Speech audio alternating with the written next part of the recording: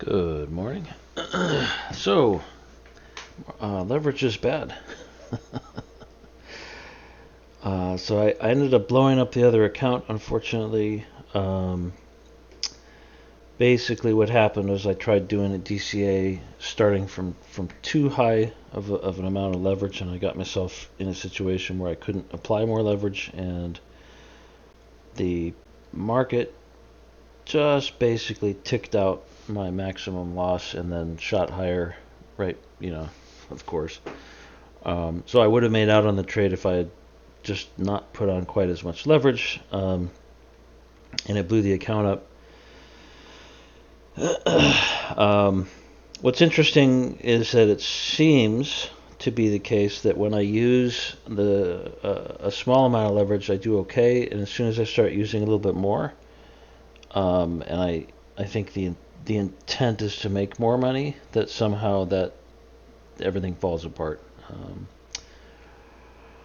So I started over, and then as you can see, I started using more leverage on the new account, which I've only had for 3 days, and I've almost blown that up, and that's not good. So I'm going to stop.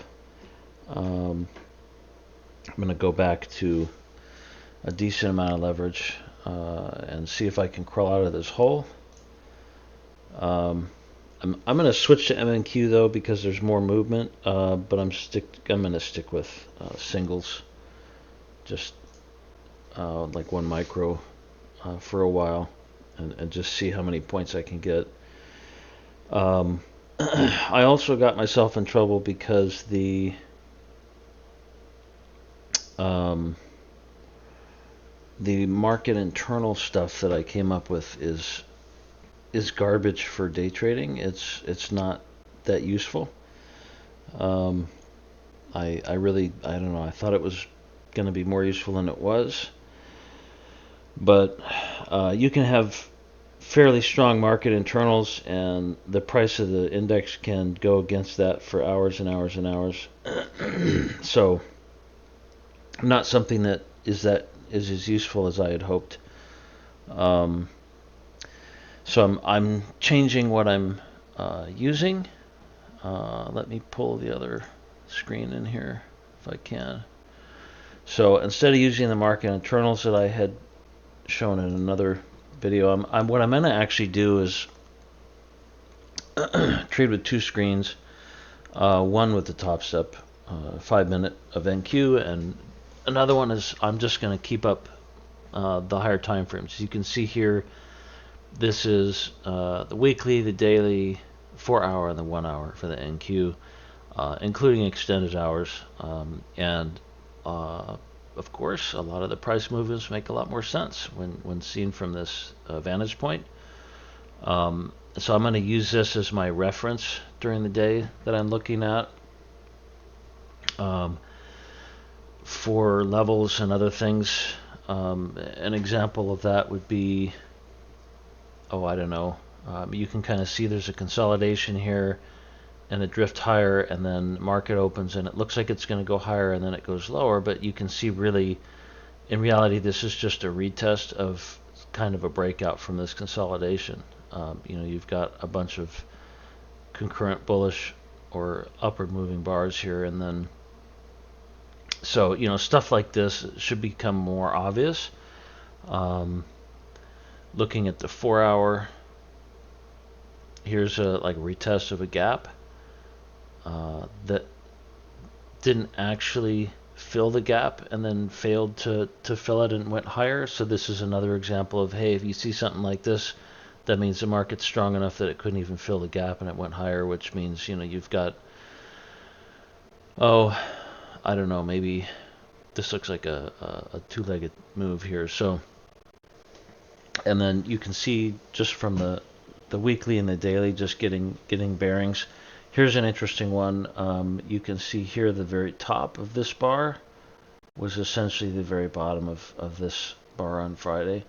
And so it should have been obvious on Friday looking at this, seeing that price was down to the very top of something it had broke above, that in sort of a stair-step fashion that would have been clear. And you would see it, I think, yeah, you see it right there. See this top here and this little bottom here. So this again, this kind of stuff should be should become more obvious. Can I see it on the hourly? Yeah, can see it's like this pin here and this top. So anyway, so I'll be using the 4 higher time frames as reference instead of trying to use all sorts of other things like Bookmap or whatever else I was looking at. I'm not finding them that useful, so I'm going to continue to look at price action, and we'll do that and see how it behaves. And like I said, the leverage thing is a problem. It just seems like you can really get yourself into too much trouble. It's you get one trade where you might lose a lot, and it just eventually it's going to happen. So it's not great. So I'm going to try to stick to maybe one, maybe 2 micros on a trade, but probably not more than that. I'm probably going to start defining my stops a little bit better. That can be somewhat problematic in these charts. You'll notice this is a witching, I think a quad witching on Friday, which is, I don't even know how to look those up, but so there was a lot of rebalancing due to options trading and stuff like that in the markets, and you can see the pins were all over the place. So I don't know about that, but I think using the higher time frames and and being a little bit more clear about not losing a huge amount on any one trade and just trying to hold trades longer. I'm working through it. What I am finding is that there are a couple of things that can allow you to hold trades longer. One is kind of breathing through the process. If you're in a trade and you're getting that sort of anxiety where you feel like you want to pull it to make pull your money out when it's in profit, and you want to do that, you want to pull it early, just kind of breathing through that feeling for a while and just letting that go. Another thought is not letting myself close a trade manually, like forcing it to be that it's closed out by a stop loss. So I might keep moving a stop up or something. Something like this, I think on Friday should have been kind of obvious. If I was watching this bar down here, we've got sort of an extension. Let's see.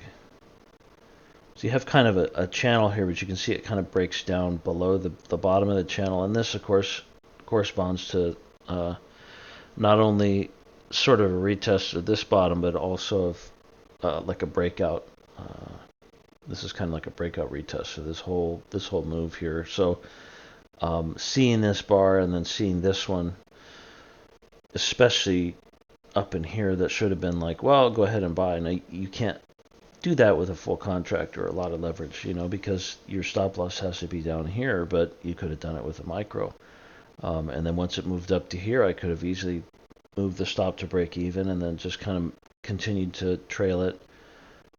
Probably would have gotten wicked out of it here or there or something, but just what I'm saying is not sort of grabbing for profit, but letting the market take me out. So trying to catch bigger moves, not using the market internals as not trusting them as much. I'm not going to look at them for a while. I'm just going to look at price action. So we'll do that. I might look at maybe I should add the EMAs to the other charts, but that's fine.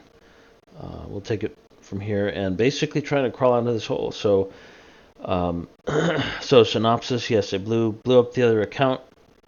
I was doing fairly well with it until I basically started trying to trade more leverage to make more money. It's funny how that works.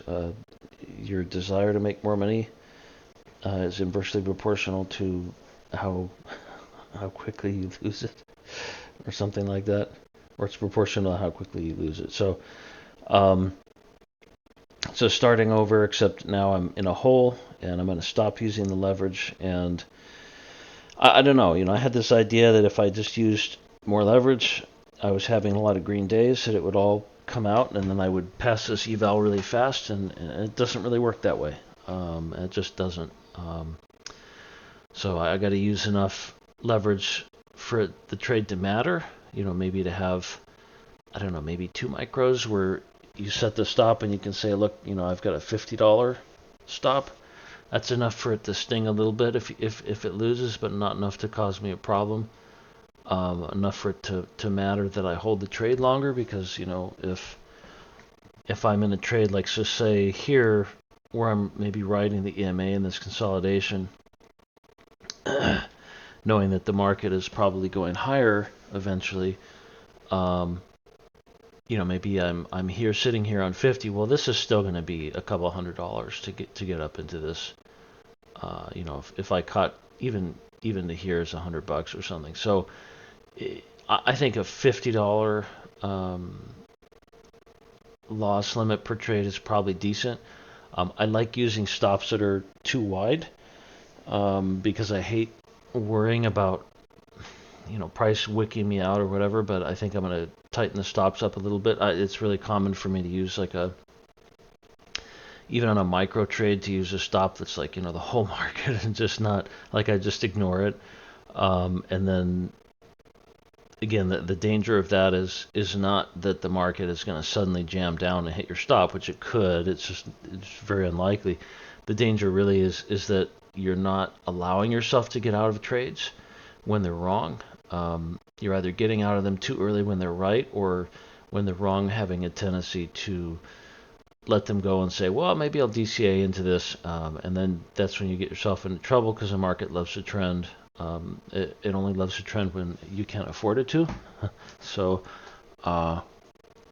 yeah, so I'm going to be a little bit more strict with the stops and with the maximum loss per trade, and try to keep it small, and see how it goes. It's going to be slow. I was hoping that I could just, flip a coin and somehow trade with 1, 2, 3 contracts and end up with $1,000 days and pass the eval really fast. And it looks like even attempting that, somehow I get myself into trouble really fast. And I really don't want to have to reset this again. I ended up paying for this is kind of dumb. Maybe I should have waited, but I ended up paying for the reset, and I have another payment coming in, I don't know, a couple of days, which means I'm going to have a banked one. So what I may do is, I don't want to pay again outside of the monthly, so I think I'll wait until, well, I don't know. I'll just play it. I'll just play it slow and try to keep it safe again, and we'll see. We'll see how long it takes. Impatience is the enemy of success in this endeavor, apparently. So, all right, that's it for now, and I'll talk to you next time.